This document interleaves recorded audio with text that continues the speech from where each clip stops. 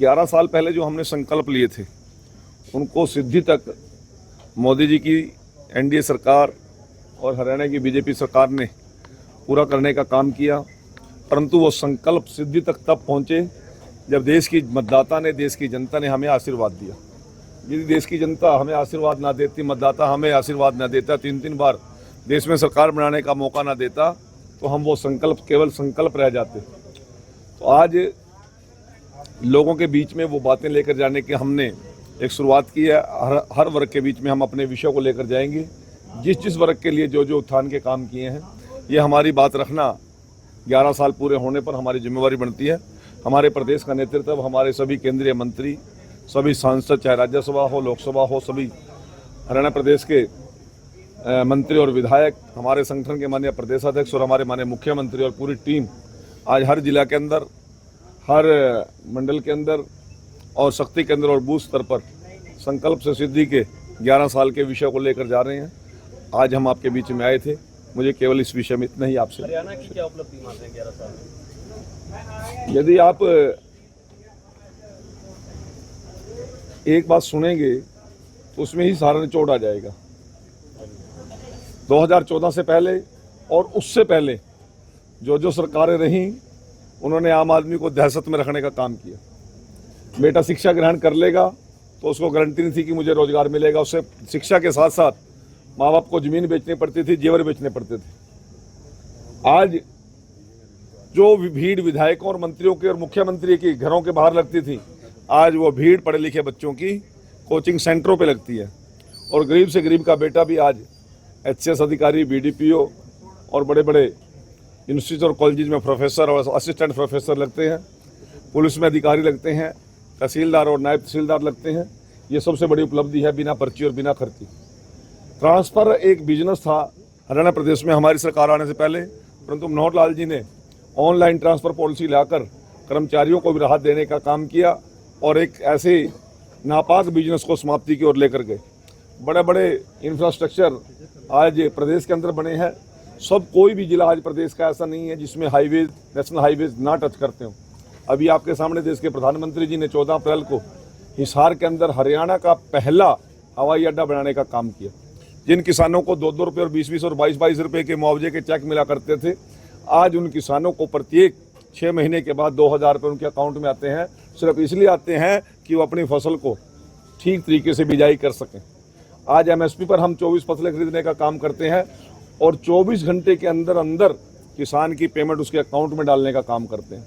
तो और कोई दाना क्या? सर, आप इतनी उपलब्धि बता रहे हैं, लेकिन भूपेंद्र सिंह हुड्डा कहते हैं कि 11 साल में हरियाणा को कुछ भी नहीं मिला तो उसकी परेशानी उसको देखो ना। हमें उसकी टेंशन लेने की जरूरत नहीं। टेंशन कांग्रेस भी नहीं ले रही उसकी। रोज कहता मैंने नेता प्रतिपक्ष बना तो बना ही नहीं रहा चरने कोई। आपको टेंशन ले रहे उसकी ना, हमने लेने की जरूरत है। उसकी पार्टी उसकी सुन नहीं रही, हरियाणा प्रदेश की जनता उसकी सुनने के लिए तैयार नहीं है। आज जिस प्रकार से दहशत और टेंशन के माहौल के अंदर हुड्डा जी रहे हैं, शायद मेरे ख्याल में देश का कोई भी राजनीतिक आदमी नहीं जी रहा होगा। सर, कबीर जयंती पे आपका जो वक्तव्य था, मुझे उम्मीद थी आप जरूर पूछोगे इस बात को। मुझे उम्मीद थी आप जरूर पूछोगे। भाई, जिस आदमी ने करोड़ों करोड़ों लोगों के मुंह में निवाला डालने का काम किया, जिस व्यक्ति ने एक ऐसे बंधन को तोड़ने का काम किया जो गरीब लोगों के गले की फांस बनी हुई थी। अंबेडकर जी कह के गए हैं कि गरीब का हक गरीब तक मिलना चाहिए। तो यदि ये बात मैं कहता हूं तो किसी को क्या दिक्कत है? नायब सिंह सैनी जी ने वो हक देने का काम किया। आज गरीब बैकवर्ड का बेटा हरियाणा की मुख्यमंत्री की कुर्सी पर बैठ गया। उन लोगों के पेट में दर्द है, मरोड़ है, और ये मरोड़ लगातार आगे भी रहने वाली है।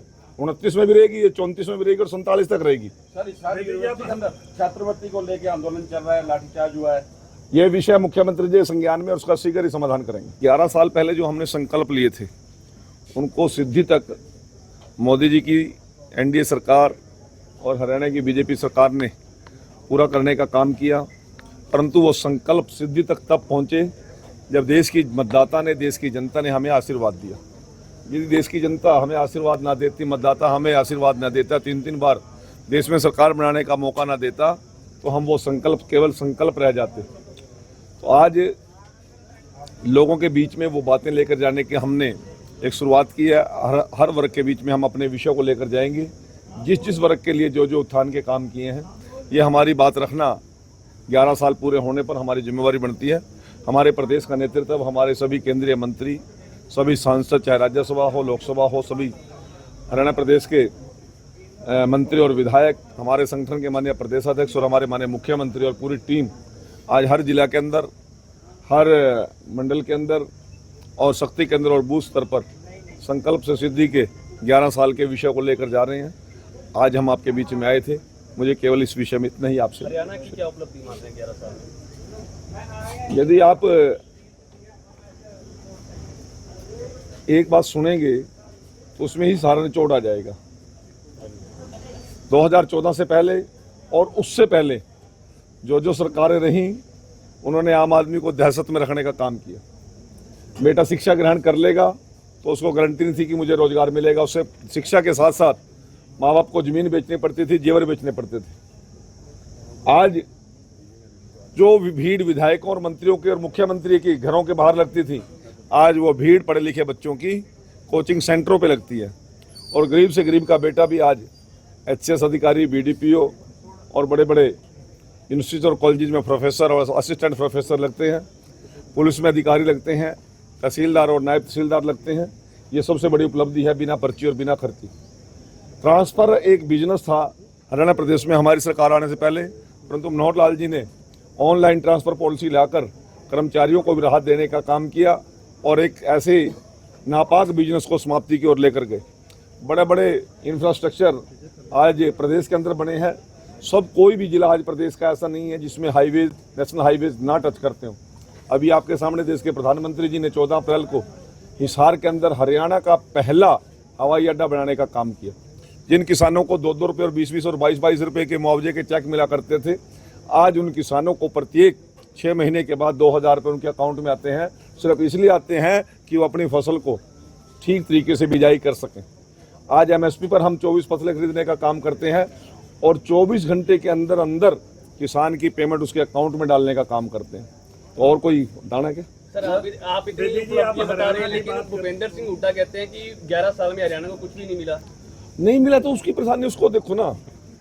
हमें उसकी वो टेंशन लेने की जरूरत नहीं। टेंशन कांग्रेस भी नहीं ले रही उसकी। रोज कहता मैंने नेता प्रतिपक्ष बना तो बना ही नहीं रहा चरने कोई। आपको टेंशन ले रहे उसकी ना, हमने लेने की जरूरत है।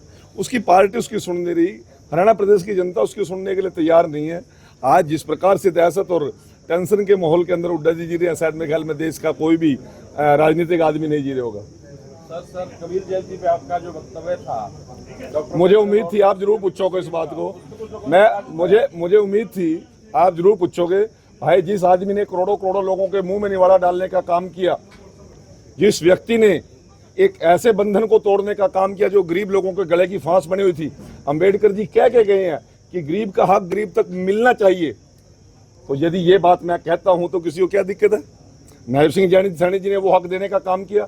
आज गरीब बैकवर्ड का बेटा हरियाणा की मुख्यमंत्री की कुर्सी पर बैठ गया। उन लोगों के पेट में दर्द है, मरोड़ है, और ये मरोड़ लगातार आगे भी रहने वाली है। 29 में भी रहेगी, ये 34 में भी रहेगी और 47 तक रहेगी। सर यूनिवर्सिटी के अंदर छात्रवृत्ति को लेकर आंदोलन चल रहा है, लाठीचार्ज हुआ है। ये विषय मुख्यमंत्री जी संज्ञान में, उसका शीघ्र ही समाधान करेंगे।